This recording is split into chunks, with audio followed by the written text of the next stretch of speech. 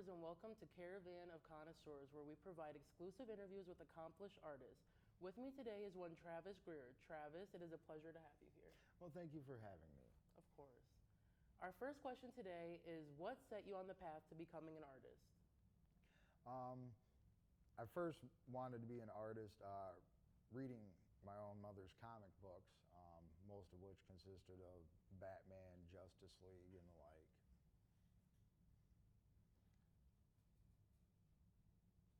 Where do you find the inspiration for your works? I find it all over. It comes from as accomplished painters like Michelangelo to Julie Bell and Boris Vallejo, a husband and wife team that do a lot of fantasy covers and comic books. Everything from Spider-Man to Jim Lee's Hush run on Batman. And what are some of your favorite techniques that you use when you're drawing? I like coming up with dynamic panels, and like we'll take this for instance. Like this is a quick sketch of Tallahassee from Zombieland, and you mainly want to focus on your lighting sources, how you're gonna shade it later on, and as the Zombieland is kind of going toward the forefront as a forced perspective experiment, like the title sequence in Zombieland. That's really nice. What would you say your creative process is? What are the steps you take when making a piece?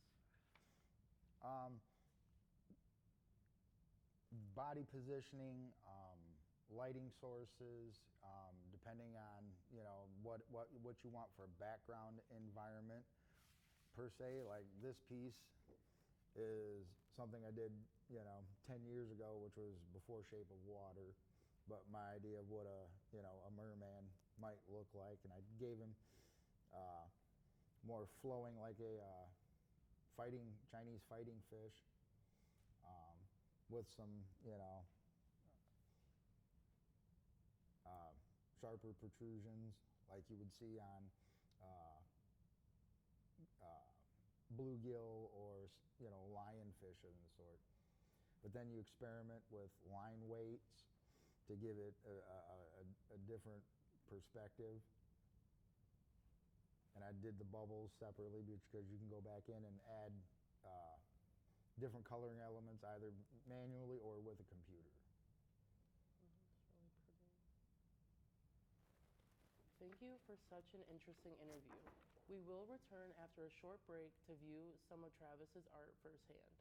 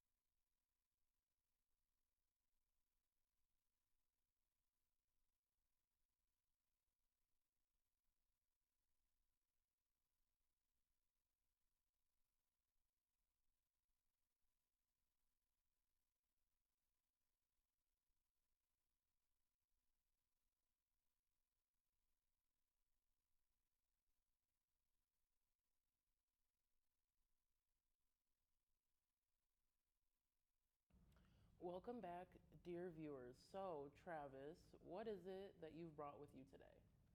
As I've already previously shown some of those other ones, I've done other sketches. This is one I've began coloring, and the techniques range from, these are the alcohol blending markers, which gives you an idea. This is where figuring out a lighting source is going to be important, because like this piece is Batman and Spider-Man overlooking the city. And the bat signal would be providing some of that ambient lighting. And then because the cityscape would be down here showing light. That's where you get the shading under the neck and like around the ears and stuff. Later on, I will add the webbing component to his costume. Ambient light would be showing on. That's why this has an outline to it from the bat signal. I would go in and do faded colors for the bat signal because it's not quite so clean cut against the clouds or the cityscape, so you would use a faded color palette for that. So much for raw talent on display. Bravo. Unfortunately, that will be all the time we have for today. We extend our deepest gratitude to Travis Greer for coming in to speak with us today.